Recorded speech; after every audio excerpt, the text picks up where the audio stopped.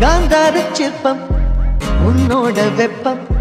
நான் தொட்டு பார்க்கிறப்போ என்ன நினைச்ச தீக்குச்சி வந்து தீக்குச்சி கிட்ட சௌக்கியம் கேட்குதுன்னு நானும் நினைச்சேன்